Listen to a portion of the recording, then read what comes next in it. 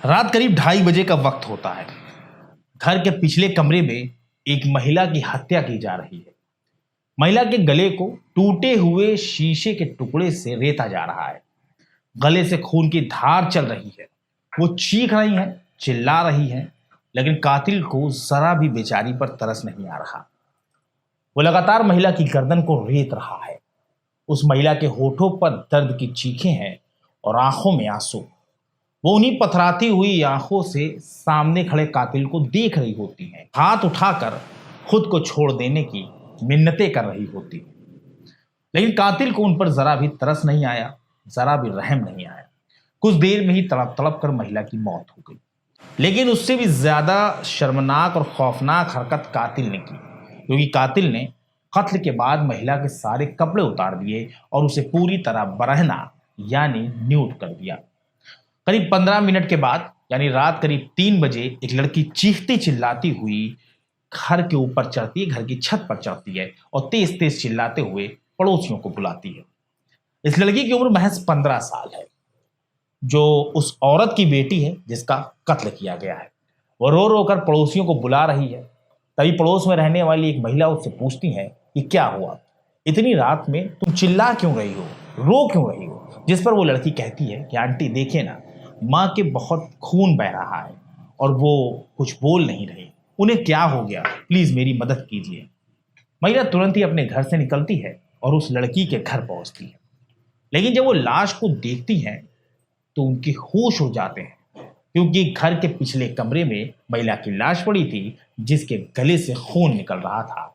और सबसे अहम बात कि लाश पर एक भी कपड़ा नहीं था।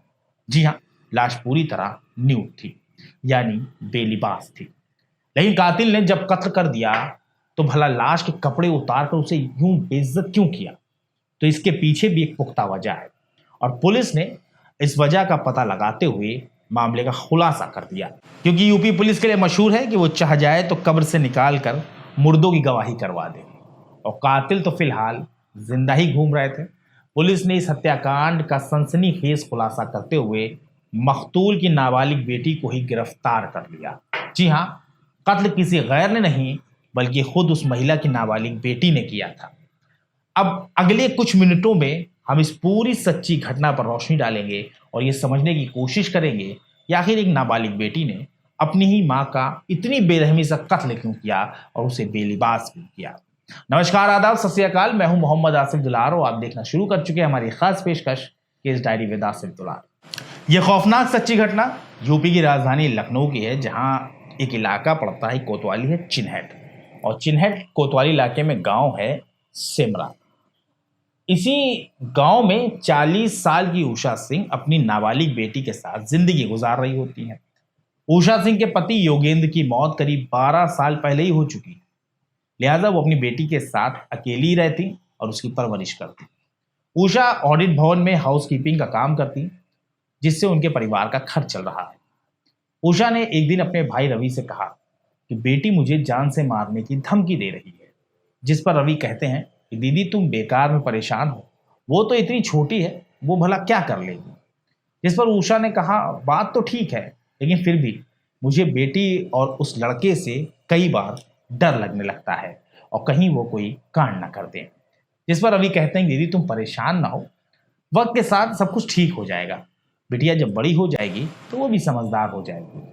लेकिन रवि को यह बिल्कुल नहीं पता था कि उनकी बहन का ये डर एक दिन खौफनाक हकीकत बनकर उनकी जान ले लेगा। 17-18 मई की दरमियानी रात करीब 2:30 बजे उषा का कत्ल कर दिया गया।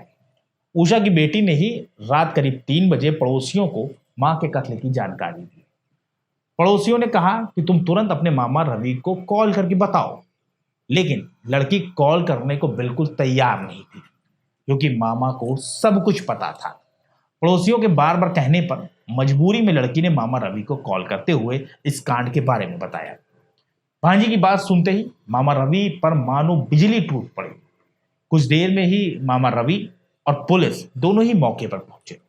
पुलिस जब घर में दाखिल हुई तो सबसे पीछे वाले कमरे का मंजर देखकर खुद पुलिस वाले भी कांप उठे, क्योंकि कमरे की फर्श पर हर तरफ सिर्फ खून ही खून बिखरा हुआ था और सामने पड़ी थी उषा सिंह की लाश, घर के कोने में नाबालिग बेटी फूट फूट कर रो रही थी।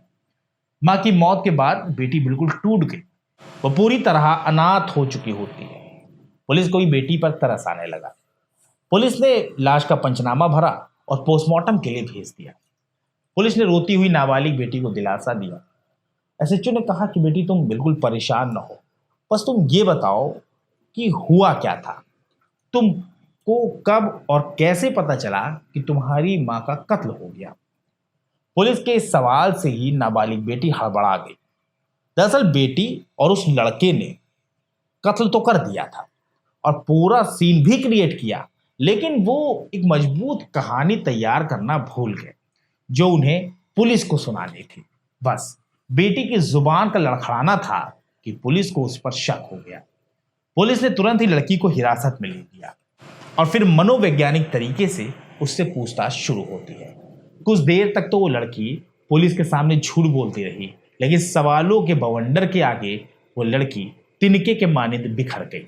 और फिर जो उसने अपनी जुबान खोली तो यकीन जानिए खुद पुलिस वालों के भी होश हो गए, क्योंकि इस लड़की ने माँ का कत्ल अकेले नहीं किया था। इस कत्ल में एक नाबालिग लड़का भी शामिल होता है जो इस लड़की का आशिक है। पुलिस लड़की से पूछताछ करती है। पुलिस की तफ्तीश में सामने आता है कि उषा की नाबालिग लड़की का एक नाबालिग लड़के के साथ चक्कर चल रहा होता है। ये लड़का दूसरे मजहब का है और इसका घर लड़की के घर से कुछ दूरी पर मौजूद आदर्श कॉलोनी में है।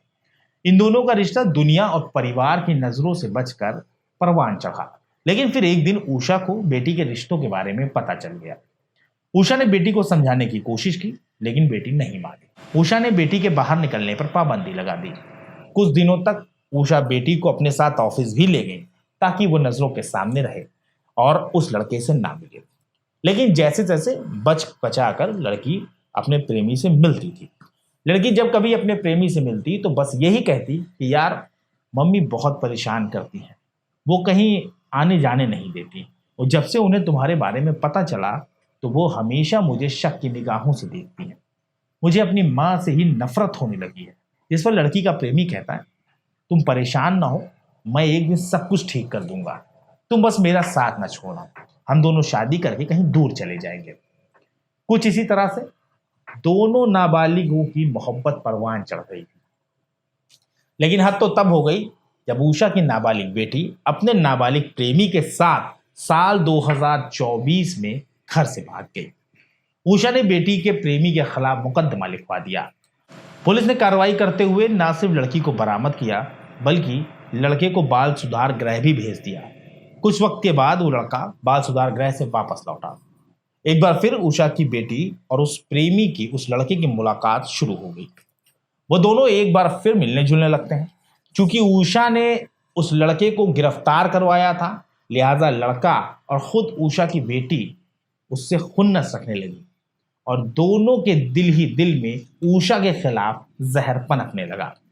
उषा की बेटी के मुताबिक उसका प्रेमी लगातार उससे कहता था कि तुम्हारी मम्मी ने ठीक नहीं किया, उन्होंने मुझे जेल भेज दिया, अब हम दोनों को उनसे बदला लेना है और तुम मेरा साथ दो। जिस पर लड़की ने कहा कि मैं हर हाल में तुम्हारा साथ दूंगी। उषा की बेटी के प्रेमी ने कई बार उषा को धमकी भी दी, जिसके बारे में उषा ने अपने भाई रवि को भी बताया था, लेकिन उन्हें ये नहीं पता था कि ये धमकी एक दिन खौफनाक शक्ल इख्तियार कर लेगी। उषा की नाबालिग बेटी अब किसी भी हाल में सिर्फ अपने आशिक के साथ शादी करके जिंदगी जीने की ख्वाहिश रखने लगी, जबकि उसे अपनी उम्र का जरा भी ख्याल नहीं था। लड़का भी नाबालिग था और लड़की भी नाबालिग थी। लेकिन उनके रास्ते का सबसे बड़ा कांटा खुद लड़की की माँ उषा थी। लिहाजा उषा की बेटी और उसके प्रेमी दोनों ने मिलकर तय कर लिया कि अब उषा को ही रास्ते से हटा देंगे। इसी प्लान के तहत 17-18 मई की दरमियानी रात उषा की बेटी ने अपने उस नाबालिग प्रेमी को अपने दोस्त को घर बुलाया। रात करीब 2:15 बजे वो लड़का उषा के घर पहुंचा। 2:30 बजे बेटी और उसके प्रेमी ने उषा पर हमला कर दिया। जिस वक्त उषा पर हमला हुआ उस वक्त वो गहरी नींद में सो रही थी। उषा का गला जो था एक कांच के टुकड़े से रेता गया। उन दोनों ने मिलकर उषा के गले को कांच के टुकड़े से बुरी तरह से रेत दिया, जिससे खून की धार चलने लगी और कुछ देर में ही उनकी तड़प तड़प कर मौत हो गई। कत्ल के बाद उषा की बेटी और उसके प्रेमी ने मिलकर उषा के सारे कपड़े उतारे ताकि ये पूरा मामला रेप, लूट और हत्या लगे और किसी को कातिल बेटी पर शक ना हो। देखने पर भी ऐसा ही मालूम हो रहा था कि मानो किसी ने रेप किया, लूटपाट करने की कोशिश की और विरोध करने पर उषा का कत्ल कर दिया। कत्ल करने के बाद लड़की का प्रेमी घर से निकला और फिर फरार हो गया। लड़की ने रात करीब 3 बजे पड़ोसियों के साथ साथ अपने मामा को जानकारी दी, लेकिन पुलिस ने कातिल बेटी के सारे किए कराए पर पानी फेर दिया और लड़की के साथ साथ उसके आशिक को सलाखों के पीछे पहुंचा दिया। कुल मिलाकर ये समझ लीजिए कि ये सच्ची घटना ऐसी थी जिस पर यकीन करना ज़रा मुश्किल है, लेकिन ये बिल्कुल सच है। एक नाबालिग बेटी ने अपनी माँ का कत्ल कर दिया। कुल मिलाकर यही समझ में आता है कि नाबालिग उम्र में जुड़े हुए इस तरह के रिश्ते हमेशा खौफनाक साबित होते हैं और इस वक्त बच्चों पर भी थोड़ा सा नज़र रखना हमारे लिए बहुत ज़रूरी है कि वो किससे मिल रहे हैं, किससे उनकी दोस्ती है। और अगर बच्चे किसी गलत रास्ते पर कदम उठा चुके हैं तो उन्हें मोहब्बत से, बहुत प्यार के साथ, पूरी सिंपैथी के साथ समझाना चाहिए और ज़रूरत पड़ने पर उनकी काउंसलिंग भी करवानी चाहिए ताकि वो किसी इस तरह की गैरकानूनी हरकत में मुब्तला ना हो और उनका भविष्य खराब ना हो। बहुत जल्द इसी तरह की एक सच्ची घटना के साथ हम आपके सामने हाजिर होंगे। तब तक के लिए हमारी टीम को इजाज़त दीजिए और अपना ख्याल रखिए।